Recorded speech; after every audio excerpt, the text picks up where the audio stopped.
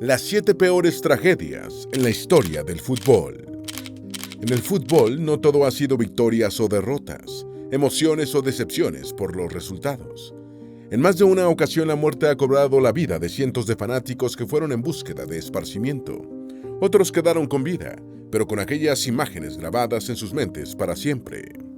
Hoy te traemos las 7 peores tragedias en la historia del fútbol y al final te hablaremos de la que dejó la mayor cantidad de muertes, una cifra que algunos aseguran que fue subestimada. ¿Por qué ocurrieron? ¿Quiénes fueron los responsables? ¿Se condenaron a los culpables? ¿Qué se hizo para evitar que tragedias similares ocurrieran? Acompáñanos a conocer las respuestas más impactantes. Antes de meternos a fondo, no te olvides de suscribirte a nuestro canal y activar las notificaciones para mantenerte al día con nuestras actualizaciones.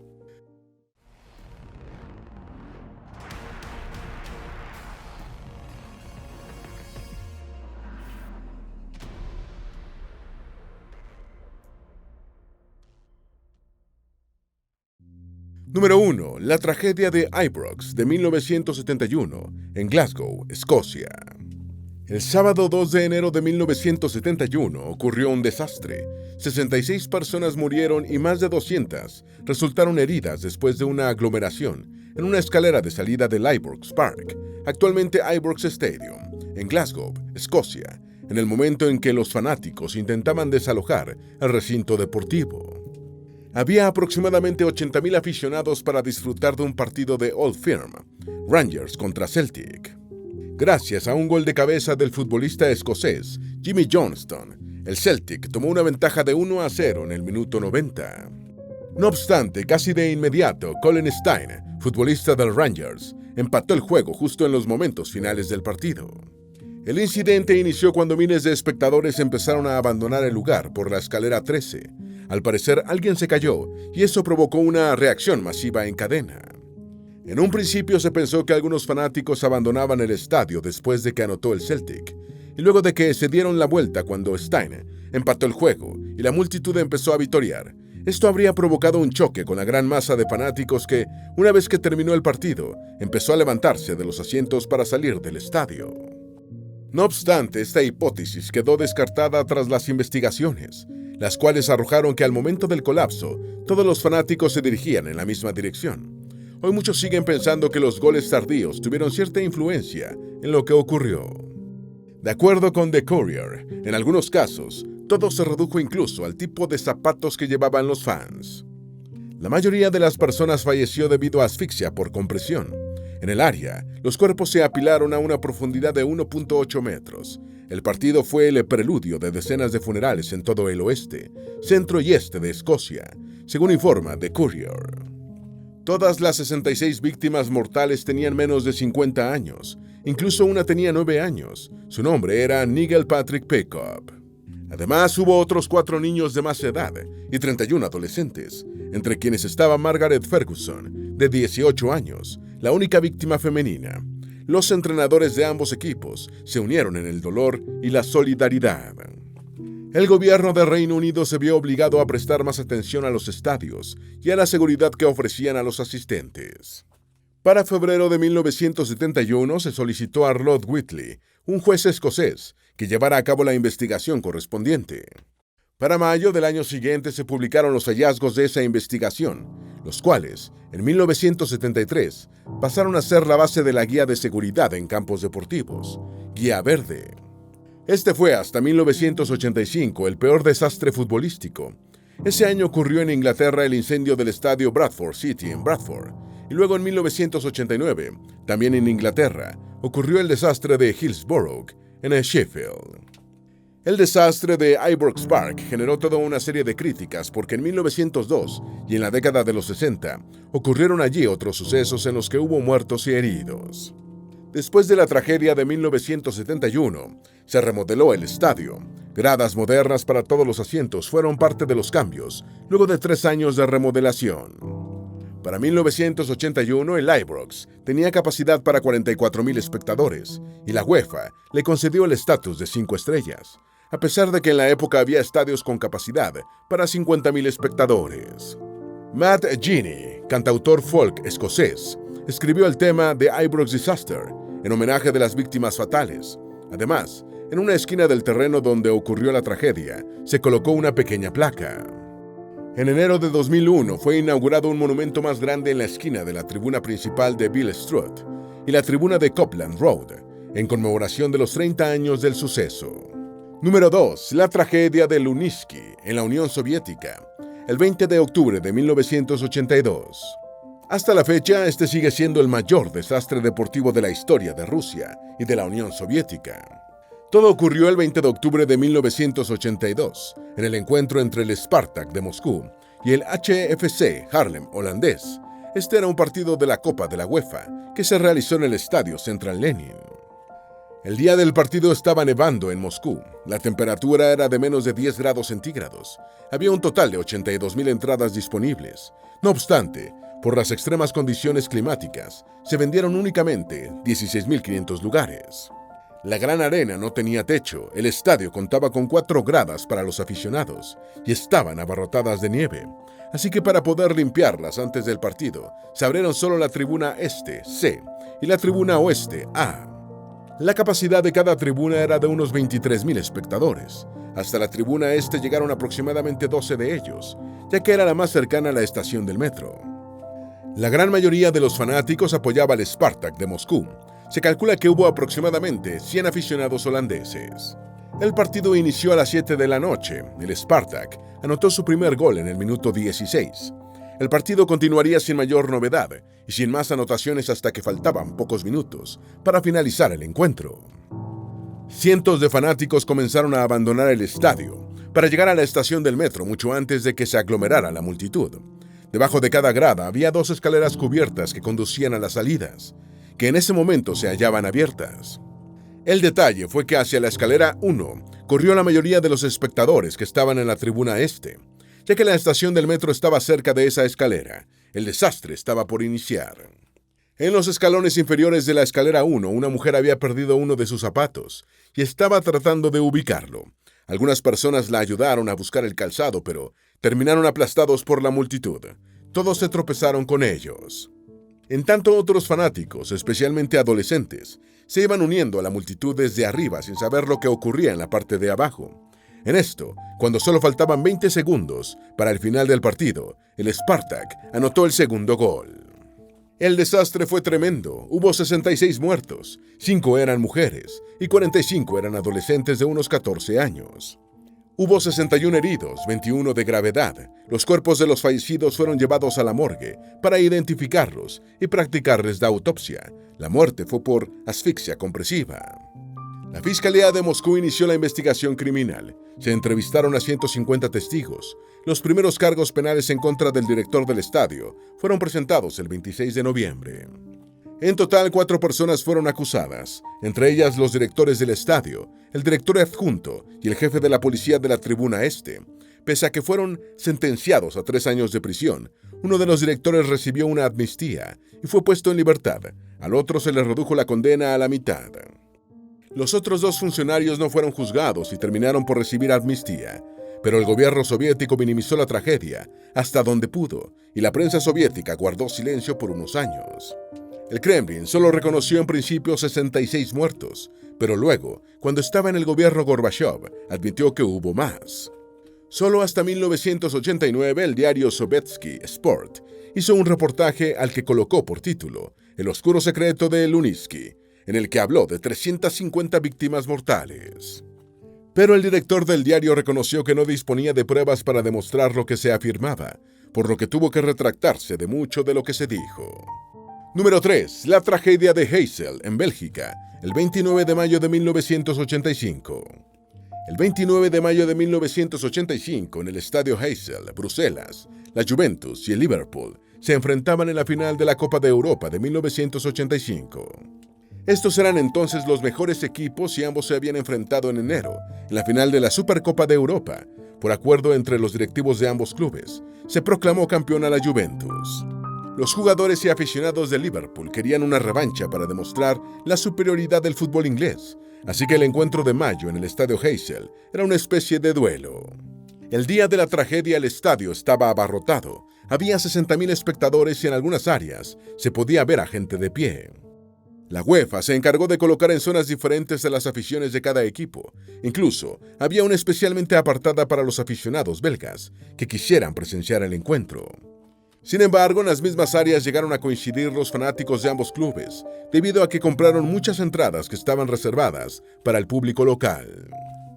La zona Z fue en buena parte ocupada por aficionados de la Juventus, pero colindaba con la zona X, que era donde estaban los aficionados del Liverpool, muchos en estado de embriaguez.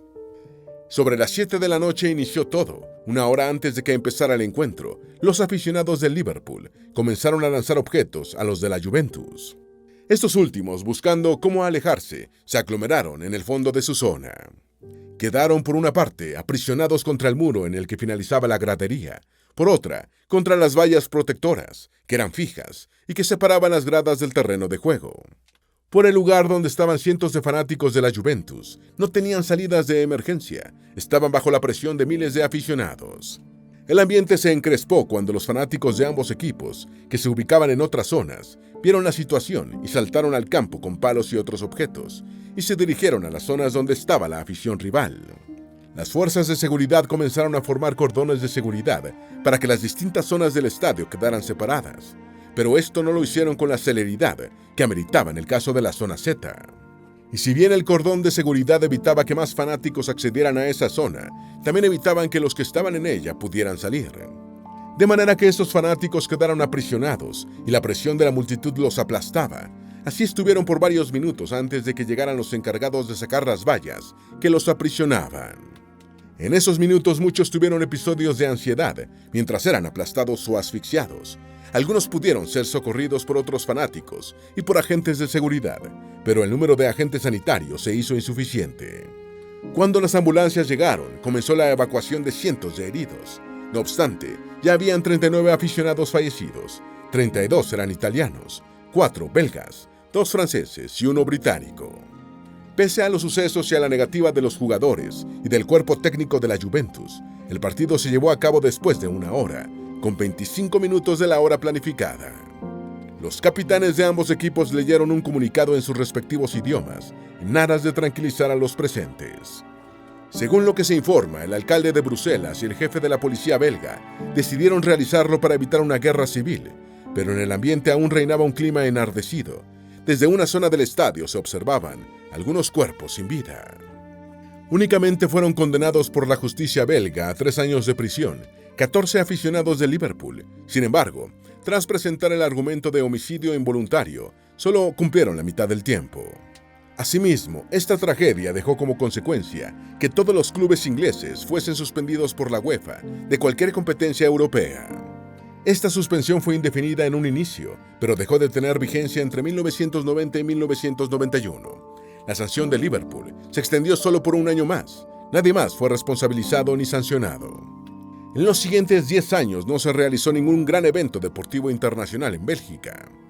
Y en el estadio de Heysel no volvió a llevarse a cabo un partido de fútbol hasta que fue remodelado y se le cambió el nombre a Estadio Rey Balduino. Nunca se colocó una placa conmemorativa a las víctimas.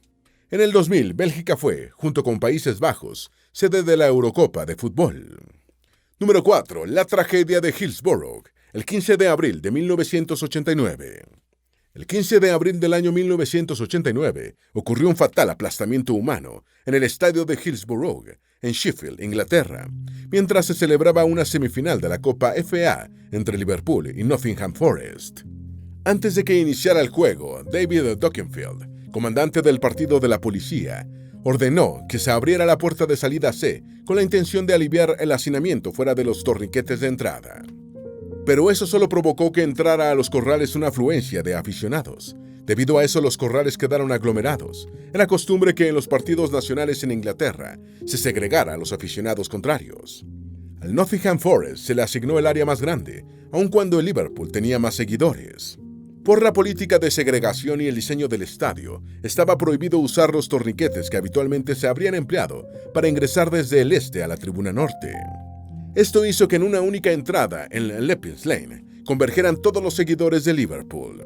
Hubo un total de 97 muertos, 94 murieron en el estadio, otro al día siguiente, en el hospital, otro falleció en 1993 y en 2001, un forense dictaminó que la otra víctima murió después de que el día de la tragedia sufrió un severo daño cerebral.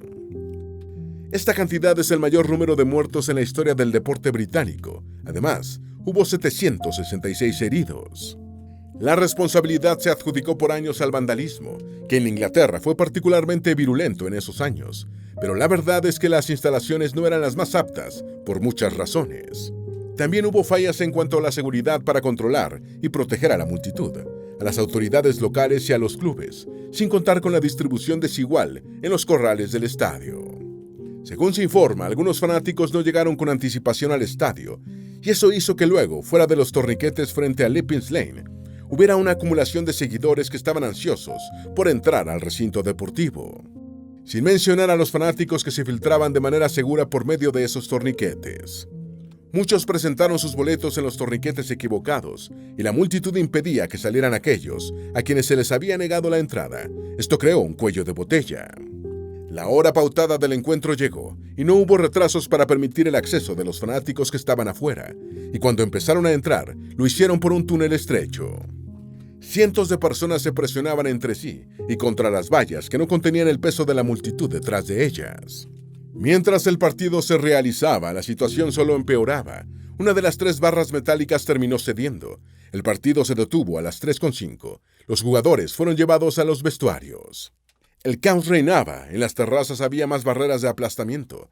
Varias vallas publicitarias fueron usadas como camillas para transportar a los heridos. Murieron 97 personas en total. De las 766 heridas, unas 300 ameritaron hospitalización. Número 5. Tragedia en Guatemala, el 16 de octubre de 1996. Era la noche del 16 de octubre de 1996, cuando en la ciudad de Guatemala ocurrió una estampida en el entonces Estadio Mateo Flores, actualmente Doroteo Guamach Flores, que es el nombre de pila del atleta. El suceso dejó como resultado 84 personas muertas y otras 200 heridas, y es la mayor tragedia de la historia del fútbol centroamericano. El partido era parte de la ronda semifinal de la CONCACAF al Mundial de Fútbol en Francia 1998 y se enfrentarían Guatemala y Costa Rica. Cuando el encuentro inició, ya habían más de 45,000 personas, lo que superaba la capacidad total del recinto, donde también estaban los entonces presidentes de Guatemala y Costa Rica. Afuera del lugar había una multitud con boletos falsos en mano y ansiosa por presenciar el encuentro por el Grupo 1 de semifinales. Aproximadamente 25 minutos antes de las 8 de la noche, la multitud se abalanzó hacia el interior de la sede, después de derribar la puerta del estadio. Poco antes de que iniciara el desastre, había aficionados sentados encima del palco de prensa y en las paredes. Una vez que comenzó todo, hacia el campo cayó una cascada de personas desde las gradas. La mayoría de las lesiones y muertes se debió a asfixia. Otras personas sufrieron fracturas de huesos. El partido quedó suspendido prácticamente enseguida por el presidente de Guatemala. Durante el incidente hubo ausencia de controles y medidas de seguridad. Cristian Mora, quien para la época era narrador de Teletica Canal 7, manifestó: "No hubo forma, por increíble que pareciera, de que alguien abriera la malla con algún instrumento, de que la botaran. Nadie encontró la llave del candado para abrir la puerta de emergencia que había ahí". Aún se desconocen muchos detalles para dar con las causas reales. El gobierno de Guatemala dijo que en una de las zonas de los asientos generales se presentó una fuerte pelea que hizo que los aficionados intentaran salir huyendo del lugar. En tanto que la versión de la FIFA fue que había una gran cantidad de personas con entradas falsificadas que buscaban entrar por la fuerza al estadio. El uso del recinto deportivo, en tanto, quedó prohibido por órdenes de la FIFA. De hecho, cuando el encuentro fue planificado nuevamente, terminó por realizarse en el Memorial Coliseum de Los Ángeles, ya que la prohibición contempló el lapso de 2 años. Al momento de la tragedia, además de que el estadio estaba sobresaturado, no tenía un diseño para evacuaciones de emergencia. Y hasta la fecha, en cuanto a seguridad, sigue presentando algunos problemas, por lo que aún está propenso a otra situación similar. Número 6. Desastre del estadio Ogene Dejan, en Ghana, en 2001.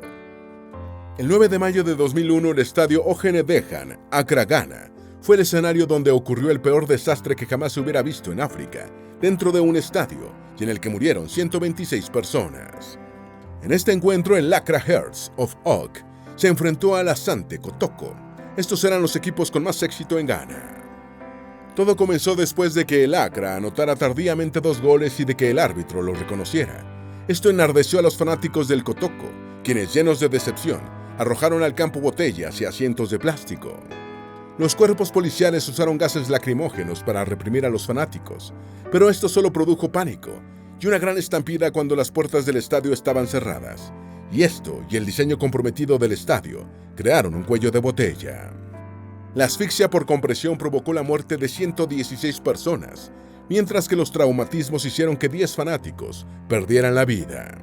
Se creyó que un fanático estaba muerto y fue trasladado a la morgue, pero solo estaba inconsciente por el gas lacrimógeno. El reaccionar a tiempo evitó que fuese enterrado vivo. El personal médico abandonó el estadio pocos minutos antes de finalizar el partido, cuando aún no había iniciado el desastre. En el suelo del estadio había montones de cadáveres. La policía fue responsabilizada por un comportamiento imprudente y por disparar balas de plástico y lanzar gases lacrimógenos indiscriminadamente. Se decretaron 3 días de duelo después de los acontecimientos. Número 7. La tragedia en el Estadio Nacional de Perú, el 24 de mayo de 1964. Este incidente es considerado el peor desastre en la historia del fútbol asociativo. El 24 de mayo de 1964 se realizaba un partido entre Perú y Argentina, en el Estadio Nacional de Lima, y que atrajo a 53,000 espectadores, pero todo terminó en tragedia. Este partido era vital para Perú porque formaba parte de la eliminatoria para el torneo de fútbol de los Juegos Olímpicos de Tokio, y en la tabla de la Conmebol, el país sudamericano ocupaba el segundo lugar de la clasificación, y si no ganaba, por lo menos necesitaba que el partido terminara empatado. Comenzó el partido. Argentina lideraba el partido por 1 gol, y luego la selección peruana había conseguido anotar 1. Sin embargo, este fue anulado por el árbitro uruguayo, Ángel Eduardo Pasos. La impopular decisión hizo que el terreno de juego fuese invadido por la afición peruana.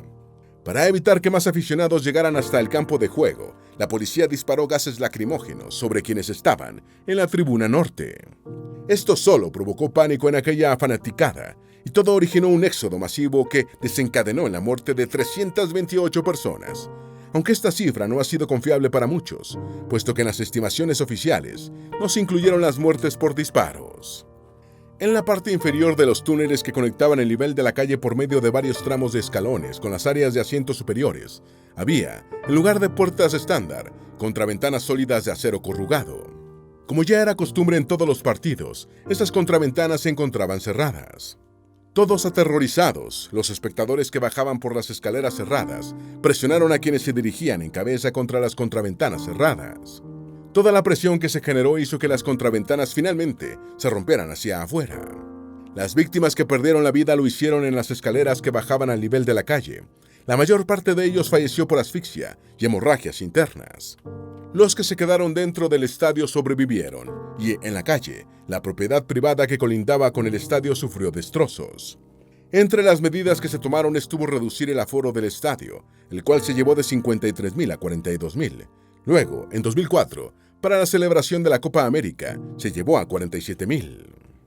La historia del fútbol muestra las proezas de selecciones y jugadores en particular, pero también pone en evidencia cómo las celebraciones de los fanáticos han terminado en tragedia y por razones diversas, privando casi siempre el fanatismo exacerbado y los diseños inapropiados de los estadios.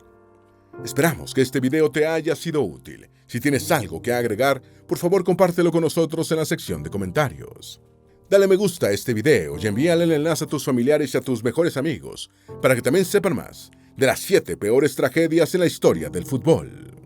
Si eres nuevo en nuestro canal, no olvides suscribirte. No se te olvide seguirnos en todas nuestras redes sociales, que van a estar aquí abajo en la descripción. Recuerda, un pueblo que no conoce su historia está condenado a repetirla.